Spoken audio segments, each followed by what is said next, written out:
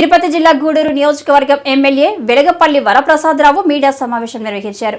తనకు మరోసారి టికెట్ దక్కలేదన్న బాధతో పరోక్షంగా విమర్శలు చేస్తూ వైఎస్ఆర్ కాంగ్రెస్ పార్టీపై అసంతృప్తి వ్యక్తం చేశారు. అలాగే ఆయన ఇటీవల జనసేన అధినేత పవన్ కళ్యాణ్ ను కలిసిన విషయంపై క్లారిటీ ఇచ్చారు. చిరంజీవి పార్టీ పెట్టినప్పుడు ఐఏఎస్ విడిచిపెట్టి రాజకీయాల్లోకి వచ్చానన్నారు. తిరుపతి ఎంపీ టికెట్ కావాలని జగన్మోహన్ రెడ్డిని అడిగానని, వైసీపీ అభ్యర్థులు మార్పు స్థానాల్లో ఎక్కువ రిజర్వ్డ్ స్థానాలే ఉండటం బాధగా అనిపించిందన్నారు. వైసీపీ ఎమ్మెల్యే అభ్యర్థుల లిస్టులో నా పేరు లేకపోవడంతో పవన్ కళ్యాణ్ మంగళగిరి కార్యాలయానికి పిలిపించారని తెలిపారు.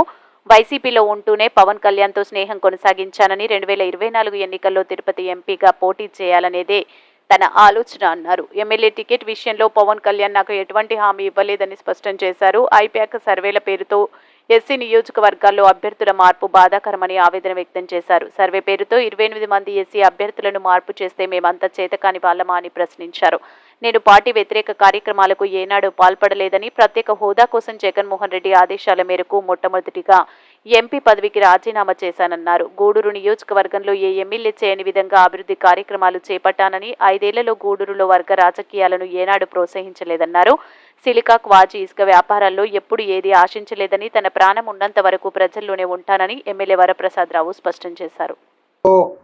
రాజకీయాల్లోకి రావడం జరిగింది కనుక నాకు ఒక ఎజెండా ఉంది కనుక ఆ ఎజెండాని దాటి వెళ్ళడానికి, విడిచిపెట్టడానికి నేనైతే సిద్ధంగా లేను. ఏ రోజు కూడా ఒక రాజకీయాలు నేను వ్యాపారం లాగా చూసి దాని నుంచి అధికారము లబ్ధి పొందాలన్నది ఏ రోజు కూడా నాకు ఆలోచన లేదు. దాని భాగంగా నేను ఎప్పుడు వైఎస్ఆర్లో చేరాను. మా వైఎస్ఆర్ పార్టీ నాయకులు, కార్యకర్తలు ఎవ్వరు నన్ను కూడా దూషించొద్దని చెప్పి చేతులు జోడించి కోరుతున్నాను. చచ్చిపోవడం అంటూ జరిగితే ఖచ్చితంగా రోడ్డు మీద ప్రజల్లోనే చచ్చిపోవాలన్నది నా కోరిక, నా ఆకాంక్ష.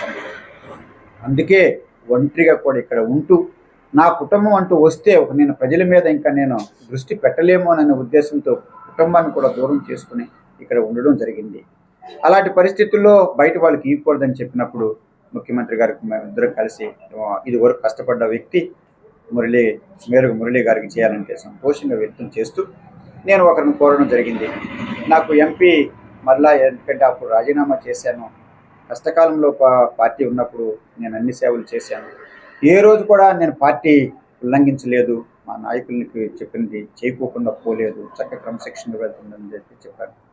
ముఖ్యమంత్రి గారికి సర్వే ప్రకారం 59 వస్తే మిగిలిన ఎమ్మెల్యే కంటే కూడా ఎక్కువగా వచ్చి దాదాపు జగన్ గారితో దగ్గరకు వచ్చిన 57%